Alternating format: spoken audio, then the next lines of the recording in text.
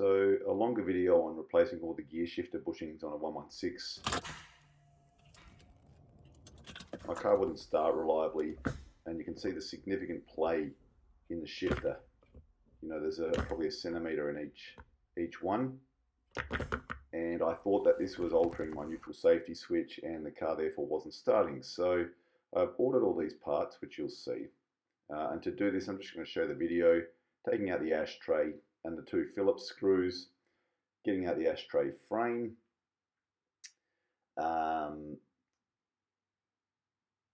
just taking care here not to scratch the center console, because that thing is snug in there. And you'll see when this comes out, there's the power cord for the ashtray there, and the cigarette lighter power. There's two screws at the front of the wood trim tucked down there, which actually I didn't have in. And so this then just simply lifts up. The thing that's keeping it in, there's a couple of clippy tabs on the side and one at the back. So you should push it back a little bit and then disconnect all the cables. You can see there's a little tab at the back, which is why it has to be pushed back. Often that's torn on your center console, which is why the wood just flops around. And there's a couple of clips on the side which also lock it in.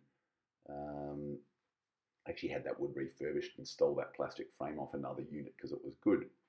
So here's the gear shifter to get access to the upper bushings. There's three 10mm bolts you can see. So taking this off is pretty straightforward.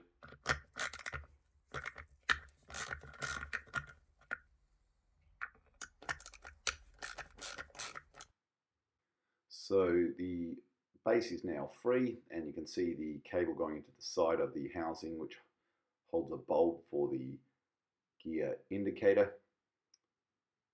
Now holding it in is the gear shifter base. So there's a 15mm nut at the bottom there. So drop the gear shifter back into low, and then access it from the front. And you just counterclockwise rotate that to loosen the nut, and then you can swivel the shifter counterclockwise to undo the rest. So I've just tapped that, then you just undo this, and the whole thing comes off. So I've put that out of the way. Now you can see that bushing is completely disintegrated on one end,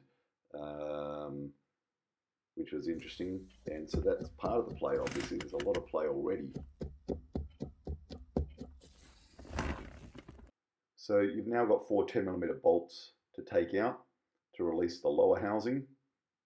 So the top left, top right, and bottom right are all pretty straightforward. The bottom left is a bit awkward because it's sort of snuck under the center console, and I don't like leaning on that.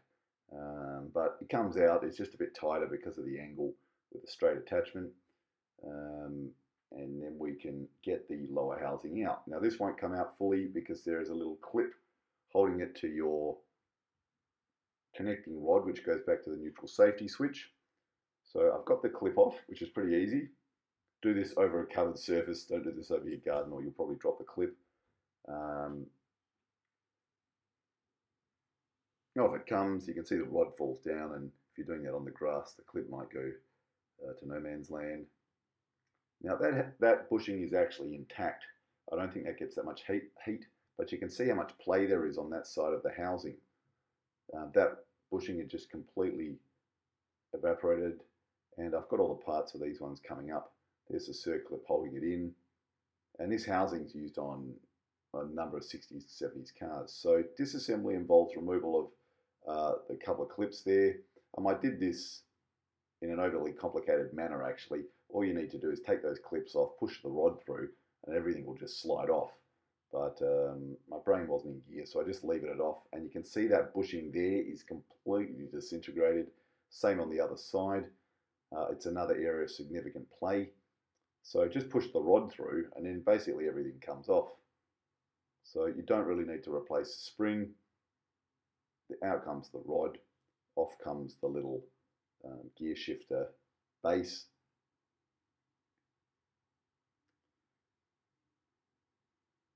And again, just seeing how much play is in there. So I'm getting optimistic that this is going to fix my starting problem. So the circlip comes off, and then you can take that white or currently dirty plastic housing off the other end and just slide that base out. Just push that through. That bushing is intact. That should be on the other side, and you'll see this later. So out it comes, and a pretty simple piece of kit with a significant number of parts that degrade with time. So it's a 115 part. So as I said, over the 60s, 70s, and I think into the early 80s, this is really a very common scenario and something you can do on your car within about 60 to 90 minutes. So onto the internet for the EPC, and I've got all the part numbers, and it's only about 20 bucks a part, so it's not very much at all, but you're going to want a special tool for this, otherwise it's going to take a lot longer and be a bit painful. Now this tool is on eBay. I think I got it for about 30 bucks a few years ago. There are people that will sell this on their own sites for quite a lot more. I don't like buying off these people, so I've gone on eBay and found one independently. And it just presses that in. It not even needs a bit of force even with the tool. You're going to use it twice on this job. So if you've got a couple of old 70s cars, you're going to want that. So you're going to need 2 of those bushings for this rod. And then we've got to put one at the other end. These are kind of flexible, they're not rigid. So once those 2 are in there, that goes in there, and now this has completely eliminated the play that was previously in there. So you can see there's no give.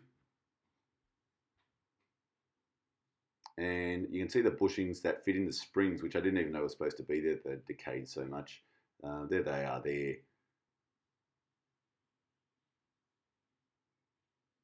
Probably worth buying quite a few of these when you get them, if you've got a couple of older MBs. Simply fit them in the spring. This is not the order it goes, but I'm just showing you how the gear lifter base fits over, and then the rod would go through. But you actually need to start this with both of these outside of the main rod, which you'll see in just a second. So that's just how it would go, but fit those bushings into the springs.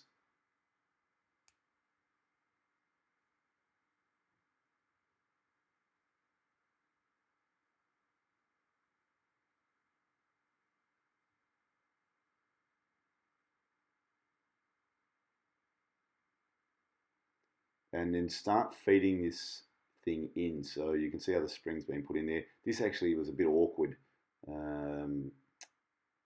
actually getting this in because the thing's spinning around, but eventually I got it in there, and then put the 2 clips on the end, and you'll feel the resistance to the lever as you push it over. This washer is for the base of the other end of the main rod there before the circlip goes on.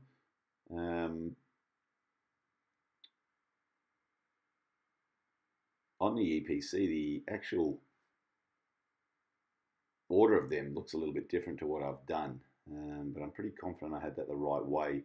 So the circlip's gone on, everything is held together, and that is back together. There is no play in it. It doesn't wobble. You can see the spring forcing it back. It's nice movement, and again, there's no play.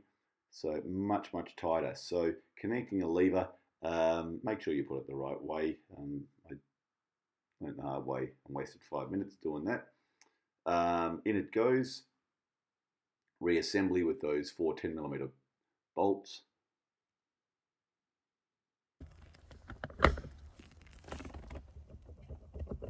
There's still some play.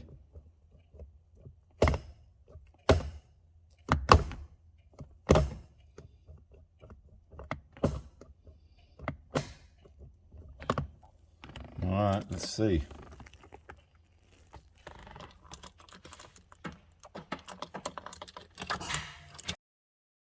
So I've muted my audible disappointment as the car wouldn't start.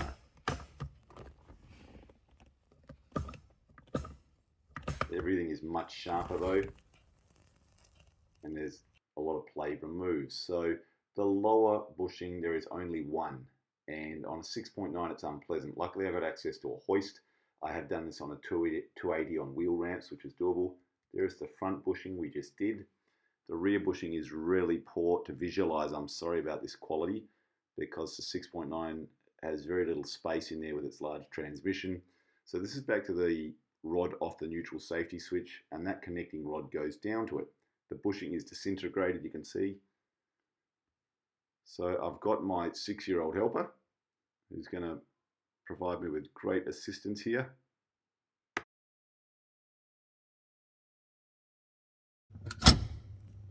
And again,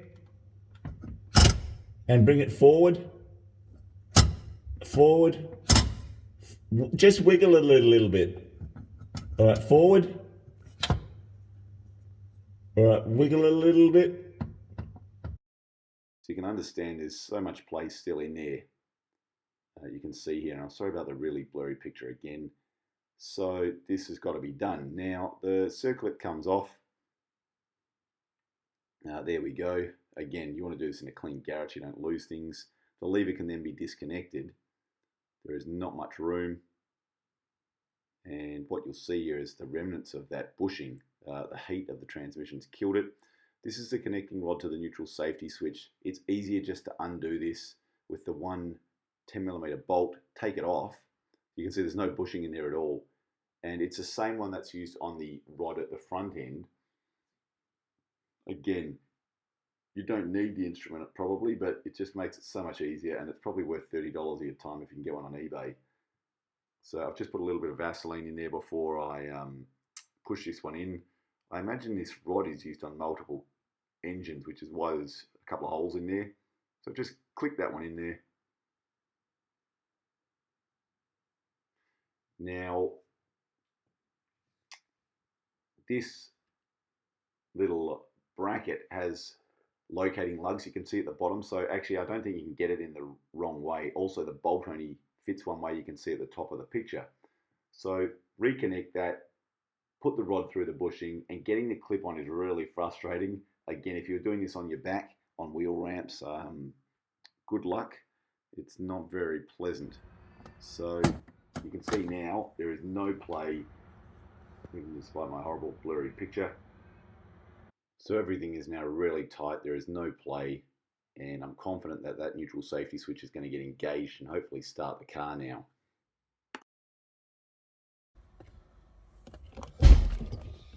Oh, that's sharp.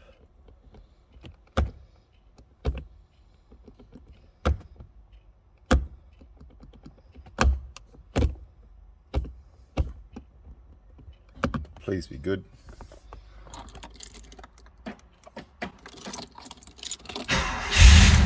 Excellent.